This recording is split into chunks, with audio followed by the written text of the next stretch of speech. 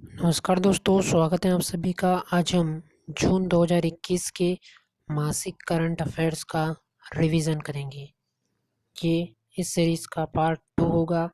इससे पहले part 1 upload हो चुका है, जिसकी लिंक आपको डिस्क्रिप्शन बॉक्स में मिल जाएगी। वहाँ से आप क्लिक करके उस वीडियो को भी ज़रूर देखिएगा। तो चलिए शुरुआत करते हैं जून मास के मासिक करंट अफेयर्स के सीरीज़ के इस पार्ट 2 की इस पहले टॉपिक के साथ। तो हमारा जो आज का पहला टॉपिक आता है वो कुछ इस प्रकार है कि पुलित्ज़र पुरस्कार 2021 के क्षमा कीजिएगा 105वें संस्करण के विजेताओं की घोषणा कर दी गई। यानी कि ये 105 नंबर के जो संस्करण हुआ था पुलित्ज़र पुरस्कार का, उसकी घोषणा कर दी गई है। उसके विजेता कौन कौन रहे हैं ये हम जानते हैं। संयुक्त राज्य अमेरिका में समाचार पत्र, पत्रिका और ऑनलाइन पत्रकारिता, साहित्य और संगीत समाचार में उपलब्धियों के लिए हर साल ये पुरस्कार दिया जाता है। यह 1917 में अमेरिकी हंगरी में जन्मे जोसेफ पुलित्ज़र की वसीयत के प्रावधानों द्वारा स्थापित किया गया था, जो कि एक अखबार के प्रकाशक थे, जोसेफ पुलित्ज़र। यह पुरस्कार न्यूयॉर्क शहर में कोलंबिया विश्वविद्यालय द्वारा प्रकाशित किया जाता है। यह इस पुरस्कार का 105वां संस्करण है और 1917 में जन्मे जोसेफ पुलित्ज़र की वसीयत के प्रावधानों के हिसाब से यह पुरस्कार कोलंबिया विश्वविद्यालय द्वारा दिया जाता है और जोसेफ पुलित्ज़र एक अखबार के प्रकाशक थे। 22 श्रेणियों में यह पुरस्कार दिया जाता है और इसके विजेता को $15,000 नकद पुरस्कार, जो कि 2017 में $10,000 था, उसे बढ़ाकर 15,000 कर दिया गया है अब। और सार्वजनिक सेवा श्रेणी में विजेता को स्वर्ण पदक दिया जाता है। ठीक है, तो ये हमारा पहला टॉपिक कंप्लीट होता है पुलित्ज़र पुरस्कार के 105वें संस्करण के बारे में। अब हम आगे बढ़ते हैं हमारे नेक्स्ट टॉपिक की ओर, जो कि आता है अंतर्राष्ट्रीय एल्बिनिज्म जागरूकता दिवस के बारे में। अंतर्राष्ट्रीय एल्बिनिज्म जागरूकता दिवस दुनिया भर में एल्बिनिज्म से पीड़ित व्यक्तियों के मानव अधिकारों का जश्न मनाने के लिए 13 जून को हम प्रतिवर्ष मनाते हैं। इस वर्ष के अंतर्राष्ट्रीय एल्बिनिज्म दिवस की जो थीम थी वो थी strength beyond all odds, strength beyond all odds. ठीक है, इसकी थीम थी एल्बिनिज्म डे की। एल्बिनिज्म के बारे में यदि हम थोड़ा जानें तो एल्बिनिज्म जन्म के समय मौजूद एक दुर्लभ गैर संक्रामक, यानी कि किसी एक व्यक्ति से दूसरे व्यक्ति में नहीं फैलता है और आनुवंशिक रूप से विरासत में मिला अंतर है। लगभग सभी प्रकार के एल्बिनिज्म में माता पिता दोनों को इसके विपरीत होने के लिए जीन रखना चाहिए, भले ही उन्हें स्वयं एल्बिनिज्म न हो। यह स्थिति जातीयता की परवाह किए बिना और दुनिया के सभी देशों में लोगों में दोनों लिंगों में पाई जाती है, यानी कि पुरुष और महिला दोनों को यह रोग हो सकता है। एल्बिनिज्म के परिणाम स्वरूप बालों, त्वचा, आंखों में रंजकता यानी कि मेलानिन की कमी हो जाती है, जिससे सूर्य और तेज रोशनी के प्रति संवेदनशीलता बढ़ जाती है। नतीजा जो होता है इसका वो होता है कि एल्बिनिज्म से पीड़ित व्यक्ति सभी लोग दृष्टिबाधित होते हैं और उनमें त्वचा कैंसर होने का खतरा होता है। मेलानिन की उपस्थिति का कोई इलाज नहीं है, जो कि एल्बिनिज्म का केंद्र है। मेलानिन है एल्बिनिज्म का केंद्र, जिसका कि कोई इलाज नहीं है। ठीक है, तो ये हमारा टॉपिक कंप्लीट होता है एल्बिनिज्म के बारे में। अब हम आगे बढ़ते हैं हमारे नेक्स्ट टॉपिक की ओर, जो कि आता है विश्व रक्तदाता दिवस के बारे में, वर्ल्ड ब्लड डोनर डे के बारे में। हर साल 14 जून को विश्व रक्तदाता दिवस हम मनाते हैं। 2021 के विश्व रक्तदाता दिवस का जो नारा था वो था give blood and keep the world beating, ये इसका नारा था। और 2021 के विश्व रक्तदाता दिवस का मेज़बान देश था इटली का रोम शहर। ठीक है, हर साल 14 जून 1868 को लैंडस्टीनर की विश्व जयंती पर विश्व दाता दिवस व्यापक रूप से मनाया जाता है 1868 से। इस कार्यक्रम को पहली बार 14 जून 2004 को मनाया गया। विश्व स्वास्थ्य संगठन, international federation of red cross and red crescent societies द्वारा यह मनाए जाने के लिए शुरू किया गया था। इसका जो उद्देश्य था वो था कि स्वस्थ व्यक्ति द्वारा स्वैच्छिक रूप से और अवैतनिक रूप से सुरक्षित रक्तदान की आवश्यकता के बारे में जन जागरूकता को बढ़ावा देना, इसका यह उद्देश्य था। और मई 2005 में WHO ने आधिकारिक तौर पर 192 देशों के साथ 58वें विश्व स्वास्थ्य संगठन में विश्वदाता दिवस की स्थापना की थी 2005 में। ठीक है, तो ये हमारा विश्व रक्तदाता दिवस के ऊपर टॉपिक कंप्लीट होता है। अब हम आगे बढ़ते हैं हमारे नेक्स्ट टॉपिक की ओर, जो कि है होम इन द वर्ल्ड पुस्तक अमर्त्य सेन का संस्मरण।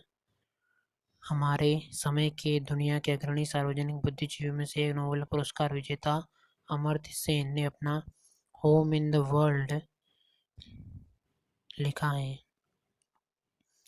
एक किताब लिखी है, और इस किताब का प्रकाशन जुलाई में पेंगुइन रैंडम हाउस द्वारा किया जाएगा, यानी कि जुलाई मास में इसका प्रकाशन होगा। इस पुस्तक में सेन बताते हैं कि कैसे रविंद्रनाथ टैगोर ने उन्हें अपना नाम अमर्त्य दिया। वह कलकत्ता के प्रसिद्ध कॉफ़ी हाउस और कैम्ब्रिज में बातचीत और मार्क्स किन्स और एरो के विचारों को भी इस पुस्तक में याद करते हैं, जिन्होंने उनके विचारों को आकार दिया। तो अमर्त्य सेन की पुस्तक होम इन द वर्ल्ड जुलाई मास में प्रकाशित होने वाली है। अब हमारा जो अगला टॉपिक आता है वो आता है IIT रुड़की के बारे में। IIT रुड़की के प्रोफेसर विस्फोट प्रतिरोधी हेलमेट के लिए जीता है उन्होंने NSG पुरस्कार। मैकेनिकल और औद्योगिक इंजीनियर विभाग MIT के सहायक प्रोफेसर शैलेंद्र गोविंद गणपुले को विस्फोट प्रतिरोधी हेलमेट विकसित करने के लिए NSG काउंटर IED और काउंटर टेररिज्म इनोवेटर्स अवार्ड 2021 से सम्मानित किया गया है।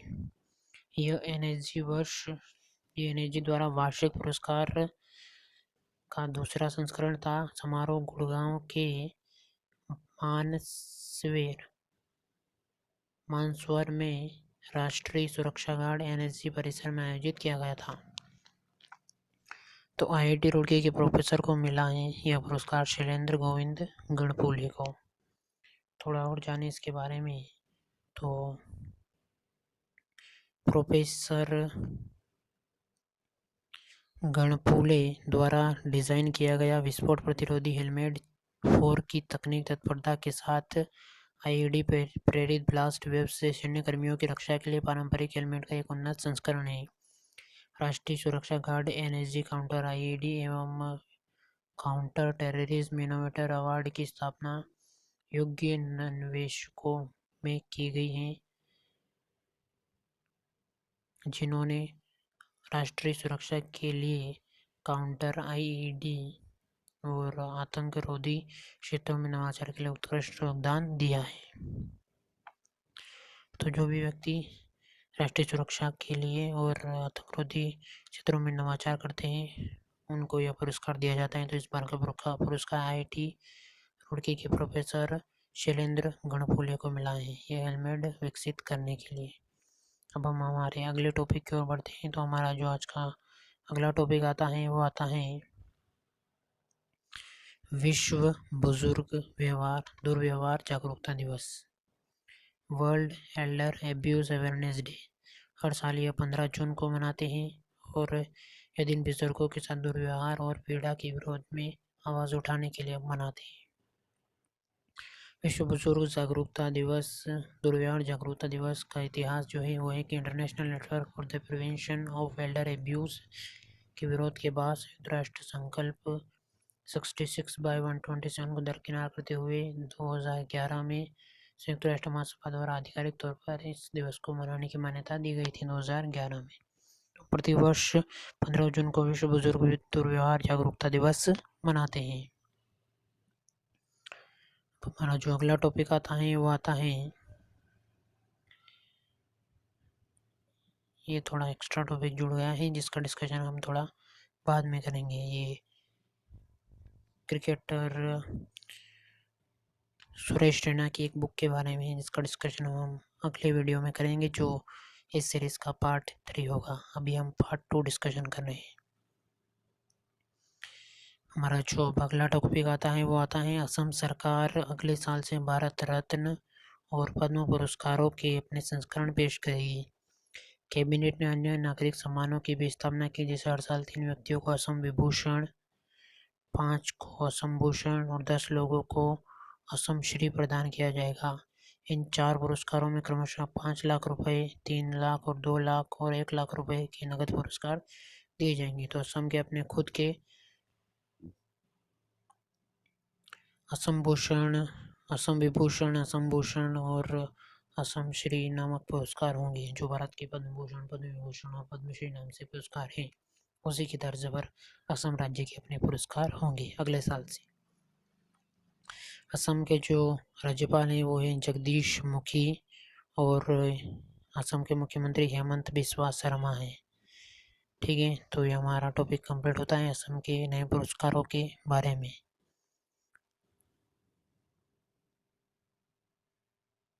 अब हमारा जो अगला टॉपिक आता है वो आता है अंतर्राष्ट्रीय पारिवारिक प्रेषण दिवस के ऊपर।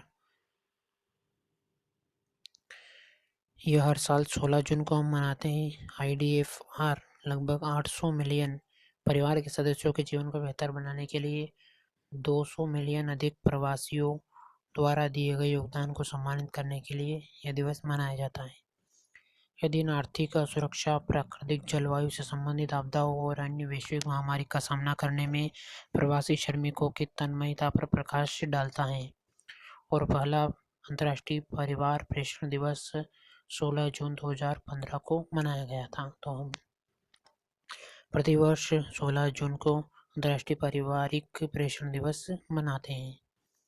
अब हम आगे बढ़ते हैं हमारे नेक्स्ट टॉपिक की ओर। तो वो आता है एक बेहद ही बेहतरीन टॉपिक, जो कि भारतीय प्रौद्योगिकी संस्थान IIT रोपड़ से जुड़ा हुआ है। ये एक बेहद ही बेहतरीन IIT संस्थान है, भारत में टॉप पर आता है IIT रोपड़। जीवन वायु नामक एक उपकरण विकसित किया है इस IIT ने, जिसका उपयोग निरंतर सकारात्मक वायु दाब CPAP मशीन के विकल्प के रूप में किया जा सकता है। जीवन वायु 60 लीटर प्रति मिनट तक उच्च प्रवाह ऑक्सीजन पहुंचा सकता है यह उपकरण। और यह मशीन भारत की पहली ऐसी डिवाइस है जो बिना बिजली के भी काम करती है और अस्पतालों में ऑटो यानी कि ऑक्सीजन सिलेंडर और ऑक्सीजन का पाइपलाइन जैसे दोनों तरह के ऑक्सीजन जनरेटेड यूनिट पर काम कर सकती है।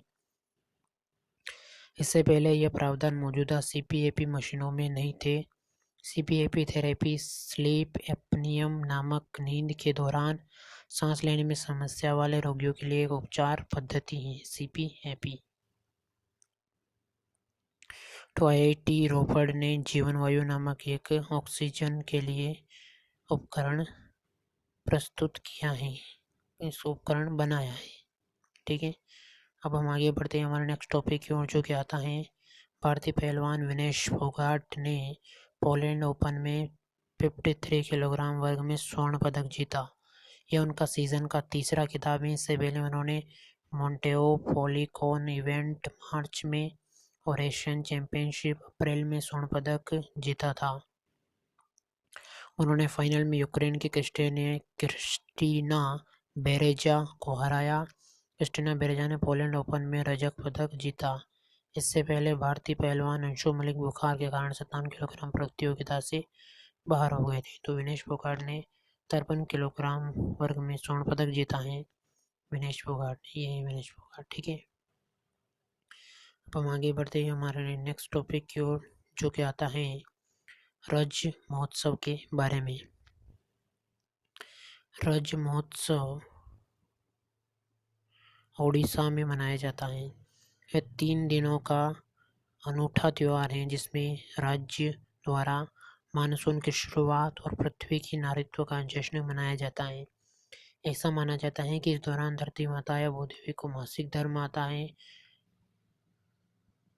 चौथा दिन शुद्धिकरण स्नान का दिन है। 3 दिनों के दौरान महिलाएं काम नहीं करती हैं। तो उड़ीसा में मनाया जाता है रज महोत्सव। यह त्योहार केक पीठों की किस्मों का पर्याय है।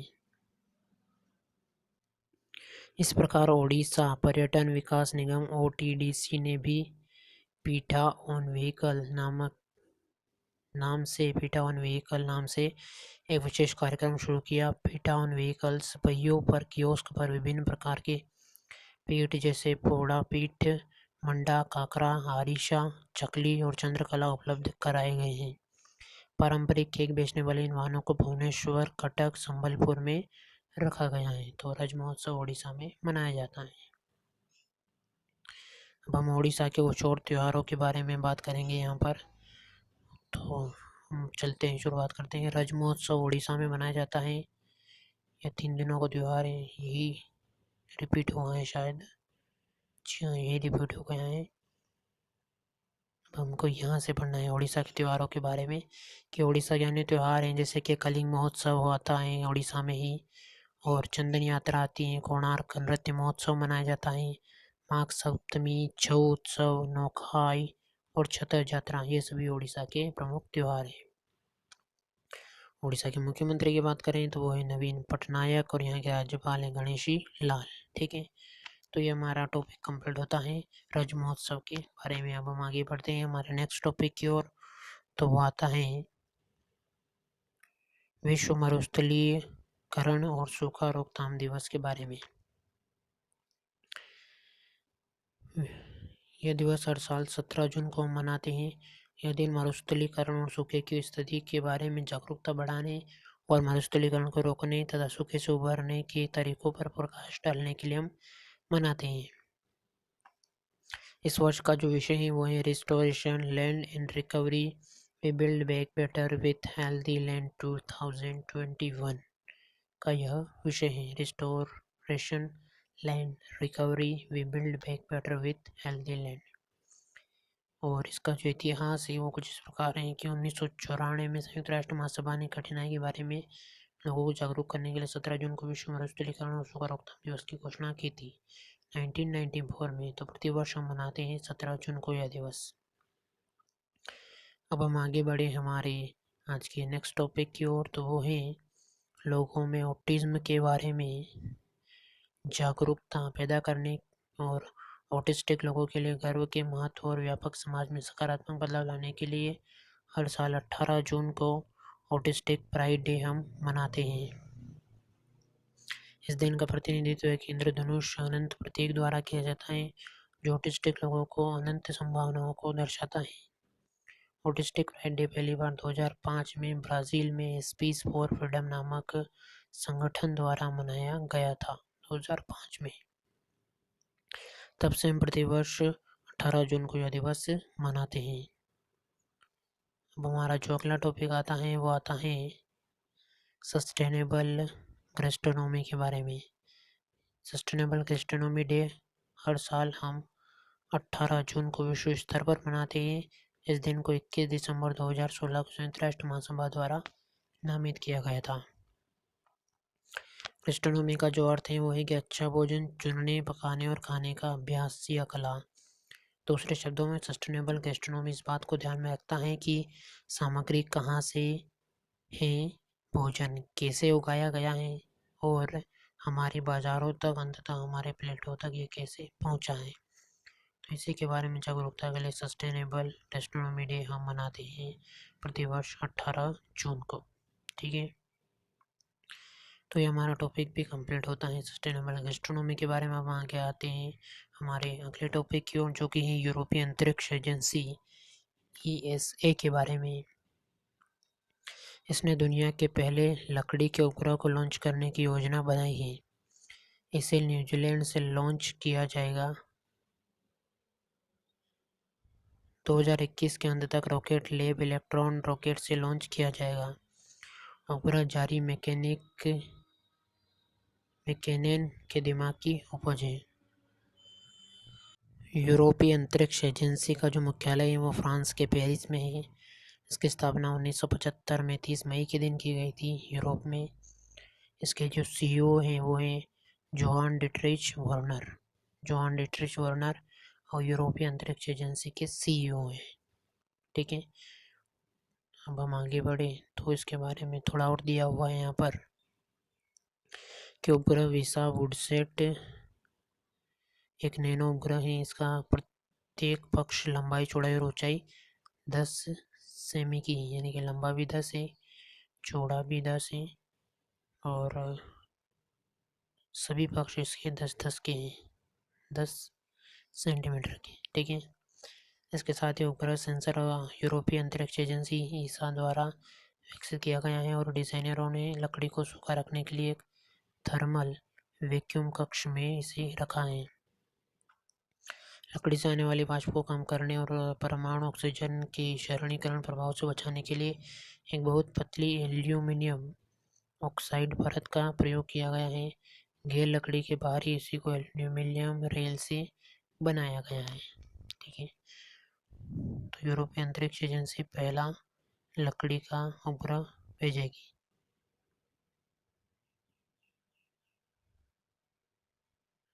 अब हमारा जो अगला टॉपिक आता है वो आता है ज्ञानपीठ पुरस्कार से सम्मानित प्रसिद्ध लेखक अमिताभ घोष ने the nutmeg's curse parables for a planet in crisis नामक एक पुस्तक लिखी है।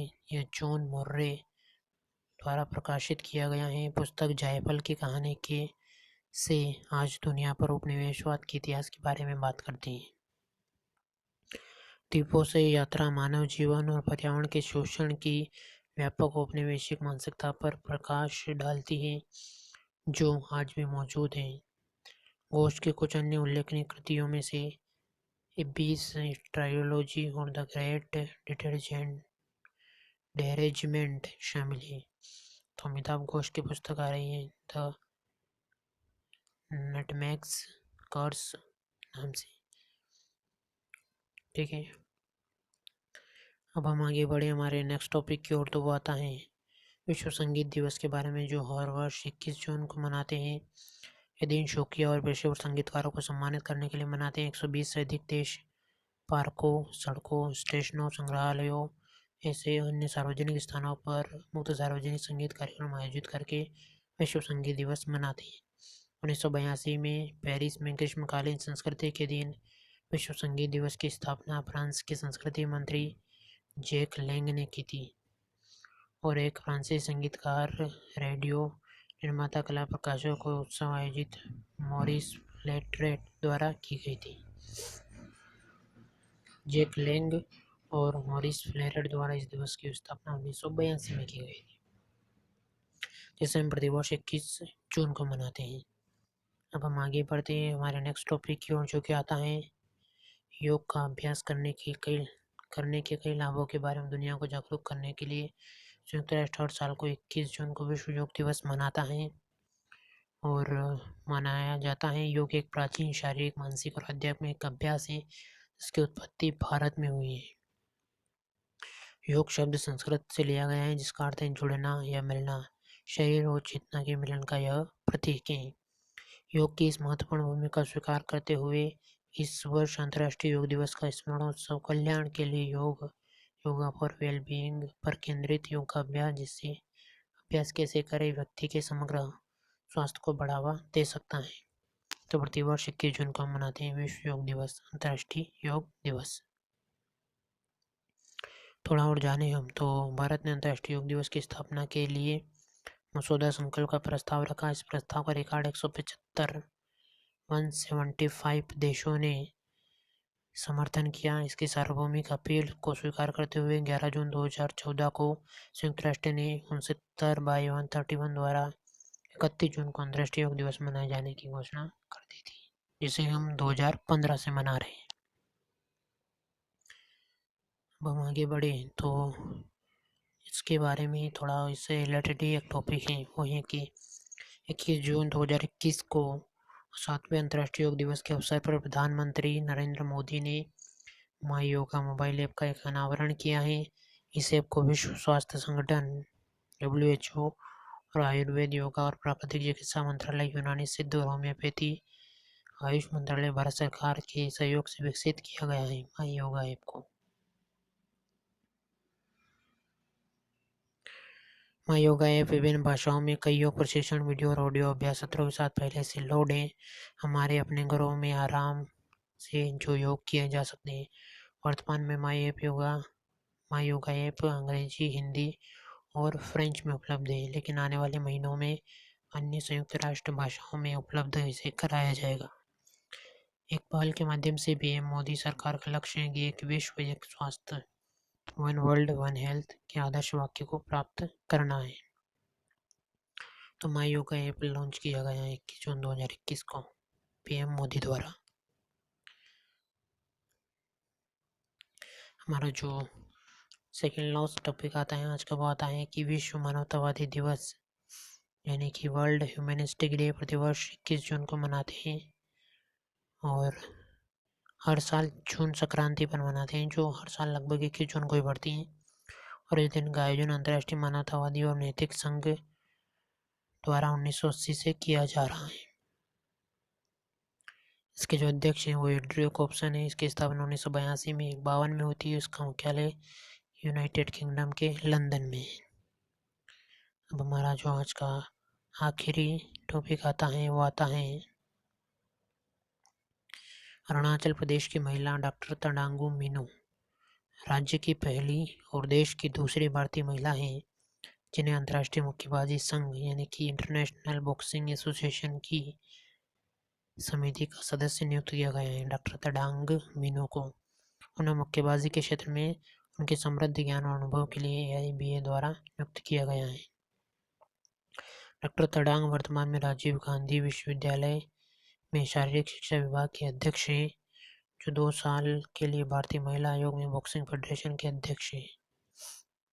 AIBA की स्थापना 1946 में हुई। इसका मुख्यालय स्विट्जरलैंड के लोसाने में। इसके अध्यक्ष डॉक्टर मोहम्मद मस्त हसाने हैं। तो अरुणाचल प्रदेश की महिला डॉक्टर तडांग मीनू को इंटरनेशनल बॉक्सिंग एसोसिएशन की कोच समिति का सदस्य नियुक्त किया गया है, जो कि सिर्फ दूसरी भारतीय है। ठीक है, तो ये हमारे जून मास के मंथली करंट अफेयर्स का पार्ट 2 कंप्लीट होता है। ठीक है, धन्यवाद, शुक्रिया।